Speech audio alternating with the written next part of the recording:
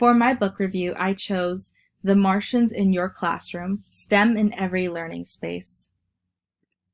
The authors are Rachel Mann and Stephen Sanford. The main theme is to make teachers aware of the need for science, technology, engineering, and math, known as STEM, and career and technical education, known as CTE, within the classroom. Additionally, this book draws much inspiration from space-related initiatives. Let's meet the authors. First, we'll start off with Rachel Mann. She has an MA in Educational Leadership and has 14 years of teaching experience within the classroom. She has taught multiple classes from child development, science, technology, and culinary courses. She is the Network to Transform Teaching State Director, formerly known. She has also been the Professional Learning Director of STEM.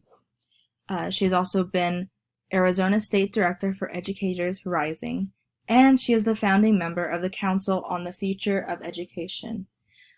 She is a huge believer in providing the best education for students, and a huge supporter of everything related to STEM. Next, we'll meet Stephen Sanford. He has a degree in physics, electrical engineering, and optical science. He has been an engineer and researcher for 28 years for NASA. He was formerly the senior assignments at Johnson Space Center and NASA headquarters. He was also formerly the director for space technology and exploration at NASA's Langley Research Center. Currently, he works as System Engineering Director at Stinger Gafferin Technologies Incorporated. So he has a vast experience as a scientist.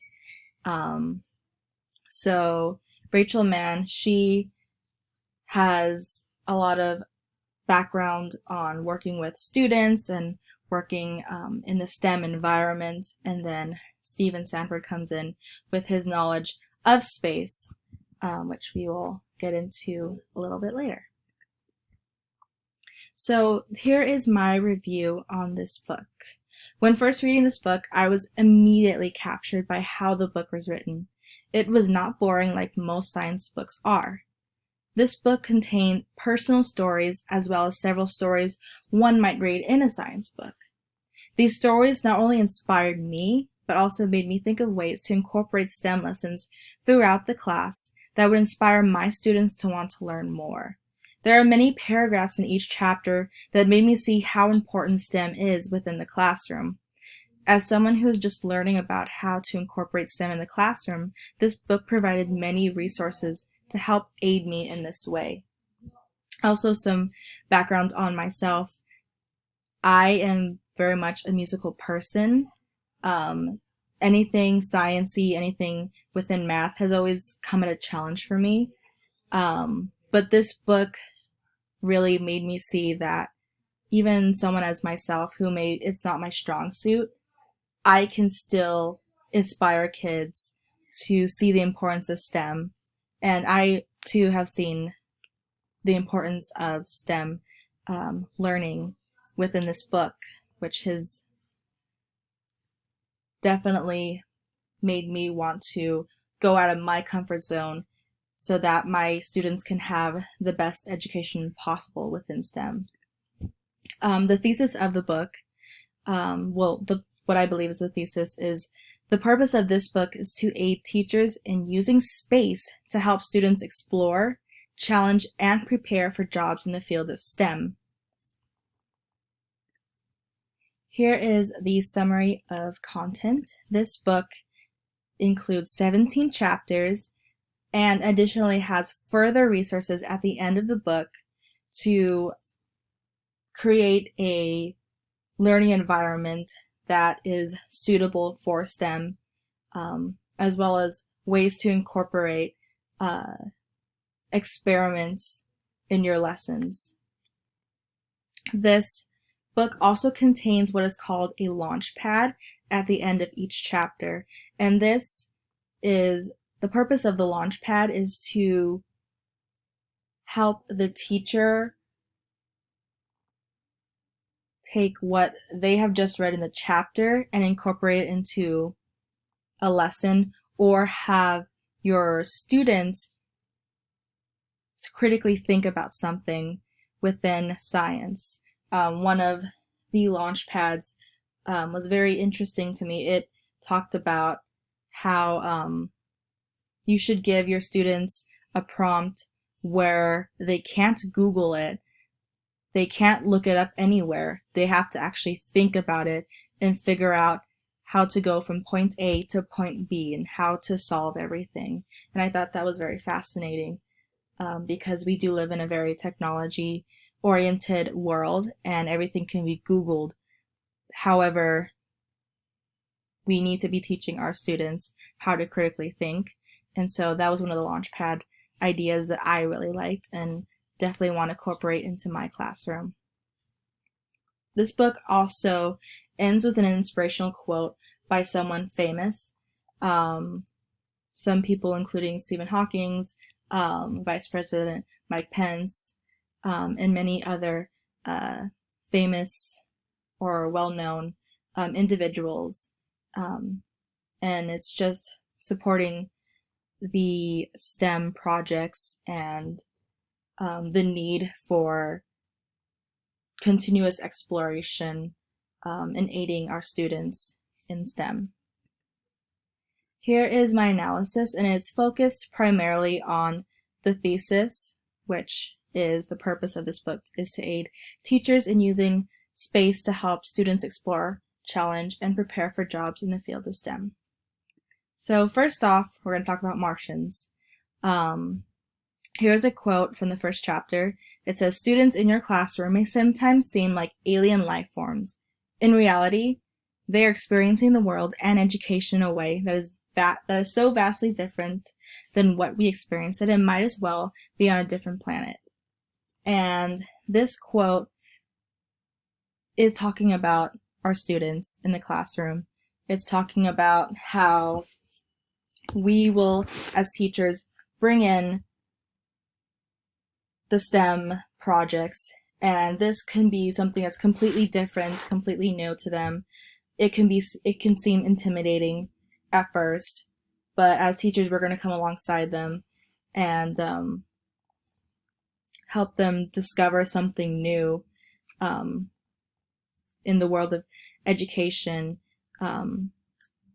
and help them experience new things within STEM that they may not have known before.